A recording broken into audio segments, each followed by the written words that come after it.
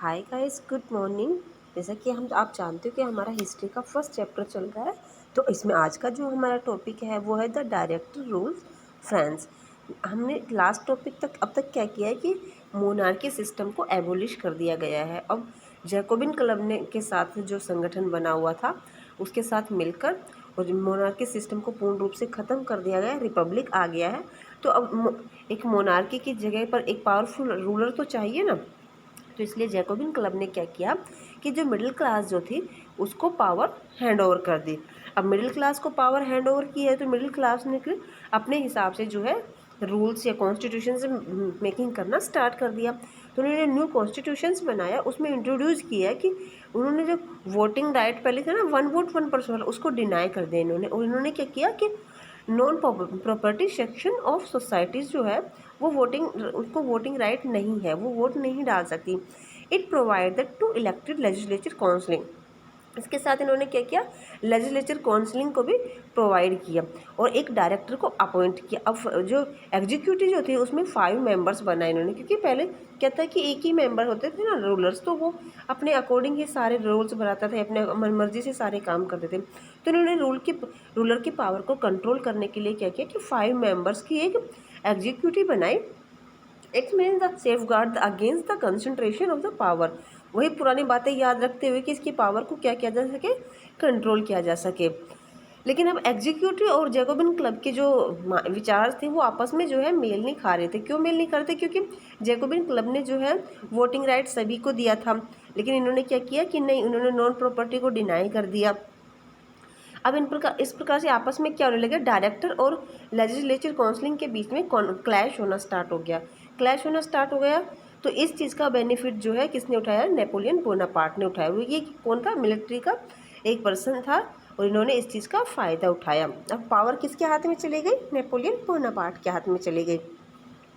जो लोगों की जो फ्रीडम थी, जो इक्वलिटी बिफोर द लॉ था, जो फेटर्निटी थी, अब वो सारी किसके अकॉर्डिंग हो गई? नेपोलियन बोनापार्ट के अकॉर्डिंग हो गया। वो अपने अकॉर्डिंग जो है अब सब कुछ करेगा। तो आज का जो ये तो छोटा सा टॉपिक था जो हमारा पहले वीडियो में नहीं हुआ था। अब हम करेंगे did women have a revolution, कि वुमेन के लिए क्या किया गया, क्या वुमेन को राइट्स थे या भी उनको अभी अपनी रिवोल्ट स्टार्ट रखनी थी। From the every beginning women of the activities the participated in the event brought the many important changes of the French societies. Starting में तो क्या हुआ बिगनिंग में कि वुमेन के को एक्टिवेट पार्टिसिपेट, मतलब जैकोबिन क्लब जब था तो उन्होंने वुमेन को पार्टिसिपेट करने के मौका दिया गया था फ्रेंच सोसाइटी में। बट वापस जैसे मिडिल क्लास के हाथ में आ गई तो वापस उसको वो सब चीज़ें छीनती हुई नज़र आ रही थी। इम्प्रूव देयर लाइव्स की धीरे ऐसा लग रहा था उनको कि ये जो न्यू गवर्नमेंट जो आई है ये हमारे लिए जो है कुछ नया लेकर आएगी। तो most of the third state जो वुमेन थी वो क्या करती थी, वो वर्क ज़्यादा करती थी। फर्स्ट ग्रुप और सेकंड ग्रुप की वुमेन जो है कम वर्क करती थी। थर्ड स्टेट की ग्रुप जो है वो ज़्यादा वर्क करती थी। वो अपना पूरे घर को संभालना जो भी उनका होता था, डोमेस्टिक भी रखती थी, एज ए सर्वेंट भी काम करती थी, है ना। Most of did not access the educated. वो उन थर्ड ग्रुप में मोस्टली जो वुमेन थी वो एजुकेटेड नहीं थी और ना ही जॉब करती थी किसी भी तरीके की। Only daughters of the nobles and the wealthy members have the third state study. जो नोबल पर्सन थे, मिडिल क्लास के जो रिच पर्सन थे कुछ, वो अपने लड़कियों को जो है स्टडी दिलाते थे। Working women of the also the care of the families. Mostly women की क्या रिस्पॉन्सिबिलिटी थी कि वो काम तो करती थी बट अपने घर के अंदर ही करती थी, जो भी उनका घर का होता था वो बाहर नहीं करती थी। Their wages wage lower than those of the man. और यदि कोई लेडीज़ जो थी एज ए मेड के रूप में काम करती है तो कोई और दूसरे के फॉर्म पर काम करती थी तो उनको भी एज ए वुमेन कर जो वेजेस मैन को दिया जाता था उसके कंपैरिजन में वुमेन को बहुत कम वेजेस दिया जाता था। In order to discuss the voice of the interest of the women started. अब वुमेन ने क्या करना स्टार्ट किया कि वोटिंग के लिए अपने आवाज़ उठाने स्टार्ट किया। पॉलिटिकल क्लब्स बने, नए नए न्यूज़पेपर्स में मूवमेंट स्टार्ट किया। By 60 women's clubs come at the different French cities. अब अलग अलग जगह पर फ्रांस की सिटीज़ में ऐसा माना गया है कि 60 वुमेन क्लब्स बनाए गए वुमेन्स ने। The society of revolutionary and the Republic women was the most famous of them. और कुछ सोसाइटीज़ तो वुमेन की क्लब की जो बहुत ही फेमस भी थी, में अब इन्होंने जो क्लब्स बनाए, इन क्लब्स के थ्रू जो है कुछ एक अपनी डिमांड्स रखी। क्या डिमांड्स रखी इन्होंने रखी कि women have disappointed that the constitution of 1791 reduce the passive activities, कि उनकी जो एक्टिविटीज़ को कम कर दिया गया, उनको राइट्स नहीं दिया गया, पॉलिटिकल राइट्स चाहिए उनको पार्टिसिपेट करने के लिए। They demand the right to vote, उन्होंने राइट टू वोट का डिमांड की।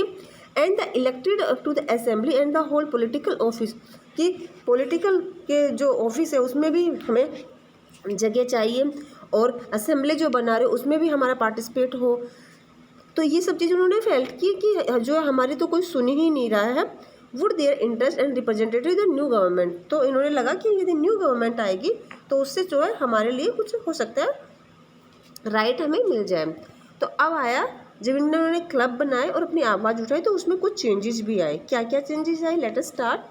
In the early years the revolutionaries movements did introduce law help improve the leaves of the women, कि न्यू लॉ इंट्रोड्यूस किया गया और उसमें वुमेन के condition में इम्प्रूव किया गया।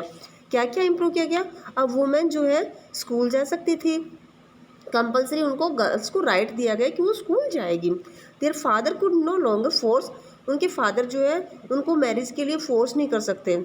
और डिवोर्स को जो है लीगल बनाया गया कि यदि मैन और वुमेन दोनों जो है इस मैरिड से जो है सेटिस्फाइड नहीं है तो वो डिवोर्स ले सकते हैं। इससे पहले ऐसा नहीं था। Women could now train for job, अब वो जॉब के लिए भी बाहर जाने लगी।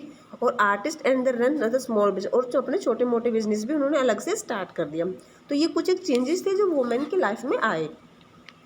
अब वुमेन जो स्ट्रगल कर रही है लेकिन उनको अभी पूरे राइट्स नहीं मिला था, वोटिंग राइट नहीं मिला था, तो इसके लिए वो अभी क्या है, स्ट्रगल कर रही थी। However the continue during the reign of the terror is the government issue was ordering women clubs and ban the political activities. अब इन्होंने क्या किया, जो राइन ऑफ टेरर वाला हमने टॉपिक पढ़ा उसमें क्या किया कि वुमेन की एक्टिविटी पर, जो वुमेन जो क्लब था उस पर पूरा तरीके से बैन लगा दिया कि ये जो आवाज़ उठा रही है इनको बैन किया जाए, नहीं तो ये और भी ज़्यादा, क्योंकि ये पॉलिटिकल में राइट मांग रही थी। अब many moments women were the arrested and number of the execute, और बहुत सी वुमेन को तो अरेस्ट भी किया गया इस चीज़ के लिए। अब हमारा लास्ट है क्या, वुमेन ने कितने टाइम के लिए स्ट्रगल किया। तो वुमेन ने 18-19 सेंचुरी तक स्ट्रगल किया, 200 ईयर्स तक स्ट्रगल किया, और आफ्टर दैट उसको वोटिंग का राइट मिला 1946 में। और फ्रांस में की जो गवर्नमेंट थी वो इंस्पायरिंग मेमोरीज आई उनके अंदर, उन्होंने देखा कि यस उसको राइट मिलना चाहिए, तो इस तरीके से इनको राइट मिला 1946 में। हाँ जी, 1946 में ही, क्यों, क्योंकि 200 ईयर्स तक ये करते रहे। तो आपके लिए होमवर्क में है कि इंडिया की जो गवर्नमेंट है वहाँ उसमें वोटिंग राइट कब दिया गया, और सेकंड वो कौन सा फर्स्ट कंट्रीज़ है जहाँ पर वोटिंग राइट वुमेन को सबसे पहले मिला था। तो ये आपके लिए होमवर्क में है। Have a nice day. आज का टॉपिक हमारा कंप्लीट होता है। नेक्स्ट वीडियो में हम करेंगे द एबोलिशन ऑफ स्लेवरी, कि स्लेवरी को किस तरीके से ख़त्म किया गया।